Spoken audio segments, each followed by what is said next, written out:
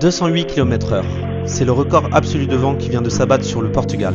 La tempête Christine a frappé le pays dans la nuit de mardi à mercredi 28 janvier avec une violence inédite. Une semaine après, c'est l'heure du bilan. Au cœur du district de Coimbra, les rafales ont atteint les 208 km/h, pulvérisant le record historique de la tempête Leslie en 2018. Pour te donner une idée, sur l'échelle de Saffir-Simpson, on parle d'un ouragan de catégorie 3 sur 5. Le bilan est lourd, malheureusement 6 personnes ont perdu la vie, principalement dans les régions de Leiria, Silves et Villafranca. Sur le terrain, les dégâts sont dantesques. Plus d'1 million de foyers ont été plongés dans le noir, des milliers de maisons se sont retrouvées sans toiture, les arbres de forêt entières se sont effondrés comme des châteaux de cartes. Même cette grande roue n'a pas résisté à la fureur des vents. Mais comment expliquer une telle violence? Christine a été ce que les experts appellent une bombe météorologique. Il s'agit d'une cyclogénèse explosive, une dépression dont la pression centrale a chuté brutalement sous les 970 hectopascales en moins de 24 heures. Cette intensification éclair a rendu le phénomène imprévisible et particulièrement destructeur. Face à ce scénario de guerre, le gouvernement a décrété l'état de calamité dans plus de 60 municipalités du centre du pays. Dans certaines zones, on estime déjà que la reconstruction pourrait durer plus d'1 an.